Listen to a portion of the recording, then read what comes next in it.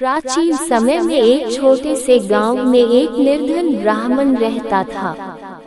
वह सरल स्वभाव का था और अपनी सच्चाई व ईमानदारी के लिए जाना जाता था। हालांकि उसके पास धन दौलत नहीं थी, लेकिन उसका जीवन ज्ञान और धर्म के प्रति समर्पित था। एक दिन ब्राह्मण को राजा से एक गाय उपहार में मिली। वह गाय उसके लिए अमूल्य थी, क्योंकि वह उसके दूध से अपना जीवन यापन कर सकता था। ब्राह्मण ने उस गाय का बहुत ध्यान रखा और उसे हर दिन हरे भरे खेतों में चरने के लिए ले जाता।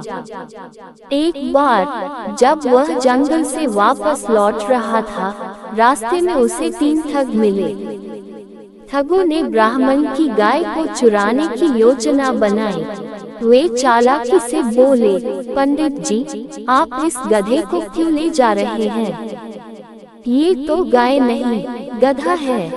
ब्राह्मण उनकी बात सुनकर हैरान हुआ, लेकिन उसने उनकी बातों को नजरअंदाज किया। कुछ दूरी पर दूसरा ठग मिला। उसने भी वही बात कही, पंडित जी, ये गधा क्यों पकड़ रखा है? अब ब्राह्मण को थोड़ा शक हुआ, लेकिन वह फिर भी अपनी गाय को ले जाता रहा। थोड़ी दूर जाने पर तीसरे ठग ने भी यही बात दोहराई। अब ब्राह्मण को लगा कि शायद वह सचमुच गधा लेकर चल रहा है। भ्रमित होकर ब्राह्मण ने गाय को वहीं छोड़ दिया और घर लौट गया।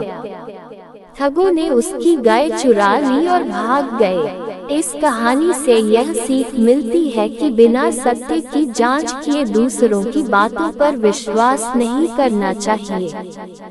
ज्ञान और विवेक का उपयोग करके हमें सच्चाई को पहचानना चाहिए। नैतिक शिक्षा: झूठे लोगों की बातों पर विश्वास करने से सच्चाई से भटक सकते हैं। हमें अपने विवेक और बुद्धिमानी का सदैव उपयोग करना चाहिए।